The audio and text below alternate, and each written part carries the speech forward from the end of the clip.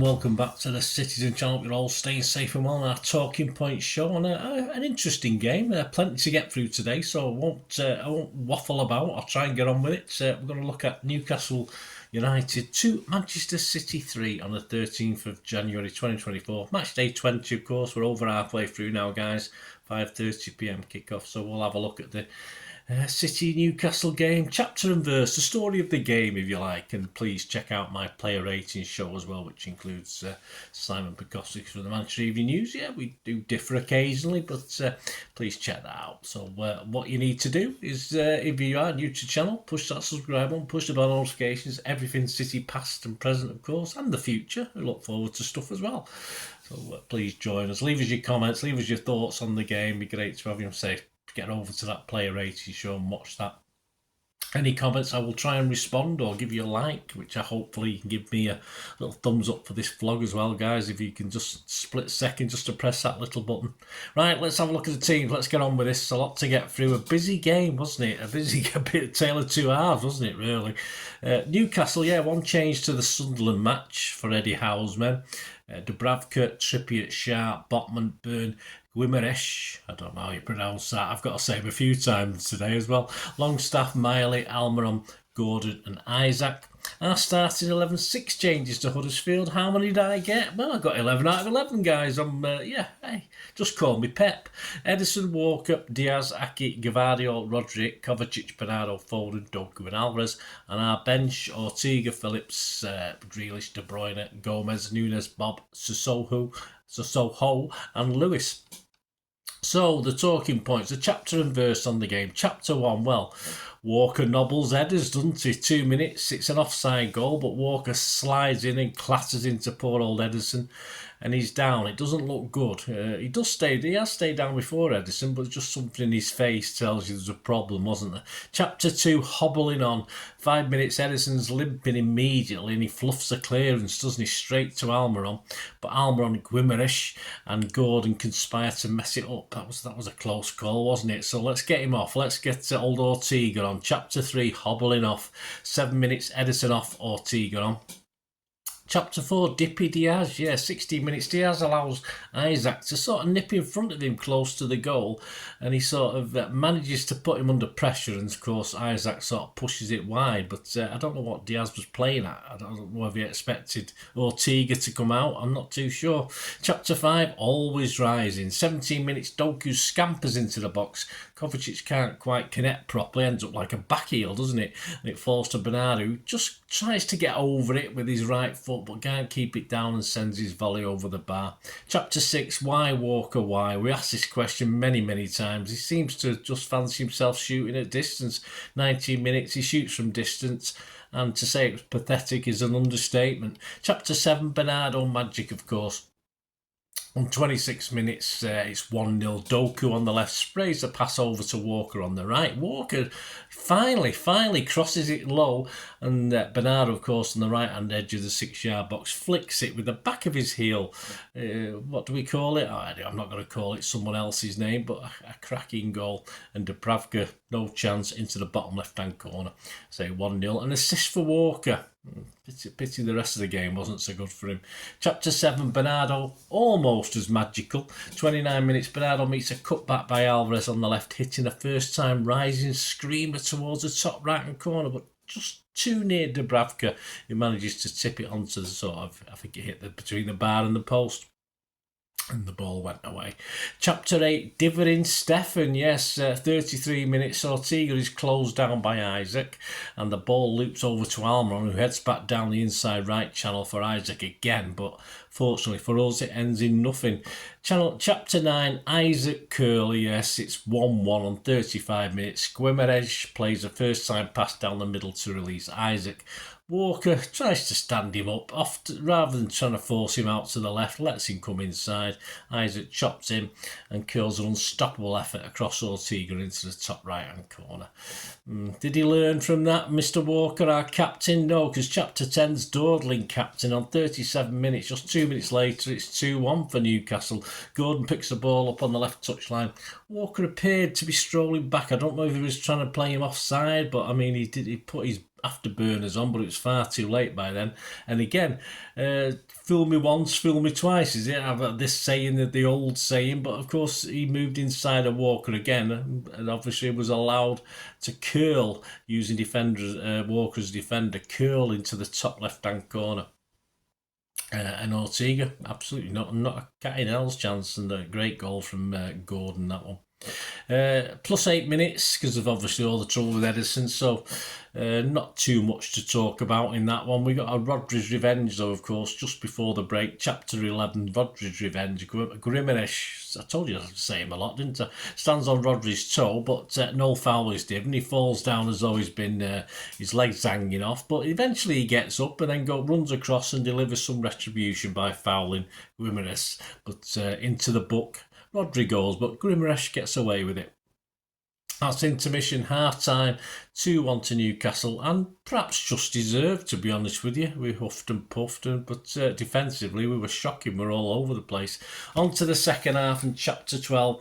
Alvarez takes aim. On 52 minutes, Alvarez sends a free kick towards the right-hand top corner. Dubravka meets it and sort of puts it wide reasonably comfortably. He wasn't really that troubled by it. Had plenty of time to see it. Chapter 13, Bernardo, not so magic. 55 minutes, Shard advances and brought down by Bernardo's hanging leg, and Bernardo goes into the book. Joins Rodri. Chapter 14, Dubravka says, thank you very much. Yes, 58 minutes, Foden has a whack from the edge of the box. Unfortunately, it's straight at Dubravka, who claims it nice and easily. Chapter 15, Phil fails again. Yes, on 60 minutes, it's Foden again, but he smacks the shot way over the bar. Chapter 16, Gritty.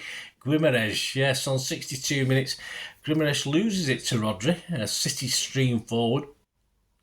Walker sent into the box down the right-hand side. He cuts it back, hoping to find Foden, who can't quite force it home from close range because that guy who lost it in the first place, Grimaresh, has got back to make good his initial mistake. He then blocks it and bravely takes a hit from Rodri in the middle of a scramble. Means they were crying out for a foul for Rodri, but hey, he went for the ball, so quite rightly he wasn't penalised for that one, thankfully. Chapter 17, Dubravka, thank you very much again. Yes, 64 minutes, Alvarez takes a shot from the edge of the box, straight at Dubravka. It's just a nice practice for him. Chapter 18, Ortega to the rescue this time. 67 minutes, Burn scampers into space down the left. Burn crosses low for Isaac, who opens his body to try and steer it past Ortega, but our City standing keeper does exceptionally well to spread himself and block the shot. That was almost 3-1. That was probably going to struggle from that, weren't we? But chapter 19, it was an ailing Alvarez. 69 minutes, KDB comes on. Bernardo goes off. Then KDB takes a free kick and just succeeds in hitting the wall, unfortunately. But the ball breaks to Doku on the left, a crossing, and it drops to Alvarez alone on the penalty spot. He leans back to put it into the top corner. Well, he only managed to put it in the top corner of the stand. He sent a dismal effort way over the bar. Chapter 20, a slice of Foden. Yes, Foden catching the old Alvarez bug. He sliced a shot from the right-hand edge of the 6-yard box. I think it worried the corner flag and nowhere near the goal. Chapter 21, 74 minutes. It's 2-2. Ooh, Kevin De Bruyne. Rodri lays a pass down the inside right channel for De Bruyne. They just allow him to stroll and stride upfield, and he passes a shot from the edge of the D through Shah's legs and into the bottom left corner, just beyond the reach of the keeper. Great goal. Chapter 22, Foden from the halfway line. That would have been a good song, wouldn't it? But unfortunately not quite. Foden tries to score from the halfway line. He doesn't catch it right, which is just as well as Dubravka sort of clumsily falls on it and juggles with it a little bit. He was well out of position. A little bit harder from Phil. He may have just done it. Chapter 23, Bobb on. Yes, 83 minutes, it's Bobb for Doku. Chapter 24, it's a dancing Rodri. Yes, 84 minutes, Rodri dances his way down the middle. The ball, a bit like Bernardo, seems glued to his feet, his boot, but he enters the box and fizzes a low shot towards the bottom right, but a great save from Dubravka, who did extremely well to palm it out for a corner. And we go into injury time, plus 3 minutes. But we get chapter 25. We get a happy ending, don't we? 91 minutes, it's 3-2. KDB bobs it in. Yes, KDB dinks a pass down the inside left channel. Bobb times his run perfectly, brings it down. I mean, in real time, I thought he might have been offside. He brings it down superbly, sashes past the lunging Trippier, sells Dubravka the dummy with his left foot, takes it over to his right foot. Split second later, it's in the net as he rolls it in with his right. So he plays with his left over to his right, and of course the goalkeeper was totally fooled by that. It's 3-2, game over. Hey, that's why we're champions. That's what we sing with games like that, and it's the first time I think we've done it this year. Summary, yes, defensively, I think we're all over the place that first half as Newcastle simply played the percentages. Eddie Howe, master tactician, let's just put it over the top. For every 3 or 4 times we get caught offside, we might get through once or twice, and that's what he did. He played the percentages, and it worked. Not very clever, but hey, it's the manager, it worked. Newcastle though lacked a little bit of guile or perhaps the energy to continue that game play in the second half, and we eventually just wore them down, with KDB of course being the catalyst for the victory. Without KDB, I'm not too sure we would have done it.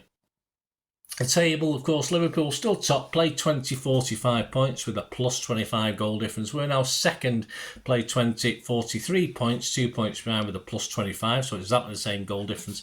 Villa are third, they played 20, 42 points, plus 16 goals. A win against Everton at Goodison tomorrow will take them back second, a draw won't be enough. Arsenal are fourth, played 20, 40 points with a goal difference of plus 17. They're playing Palace tomorrow, a win, or today, depending when you're watching it. They're playing the day after us. A win at home will take them the same points as City, but unless they win by 8 goal margin, they'll still have an inferior goal difference to us. The match stats themselves: shots 12 from Newcastle, 5 on target, 27 from City, 11 on target. They have 73% of the possession. Passes 271 to them, 736 to us.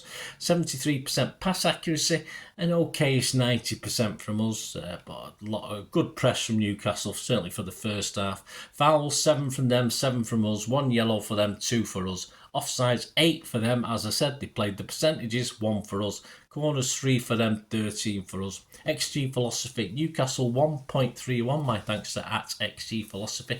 Yes, Newcastle 1.31, City 3.11. Comparisons to last season, playing the same teams at the same venues, we're now minus 10 points. So we have picked 2 points up because, of course, we drew with Newcastle at their place last year. So we've now picked 3 points up as opposed to 1. So we've picked up 2 points. So we've gone from 12 to minus 12 to minus 10 points. And projected points now, based on the results from last season, is 79 points. So if all the games end up as they did last season at the venues, that will take us to third. That was good enough for third last season. I'm thinking mid-80s will win the league this year, so we need to pick up at least another half a dozen or so, I think. Still a lot of work to do, but nice little break for the guys. Now we have to freeze our whatsits off here over the next week or two, and I think on Wednesday they're flying out for some warm weather training in Abu Dhabi. They should take some of us with them, shouldn't they? A bit mean, I think, from Pep and Cheeky, that. Coming soon, of course, on the channel. Don't forget, out already is that player rating show with Simon Koski.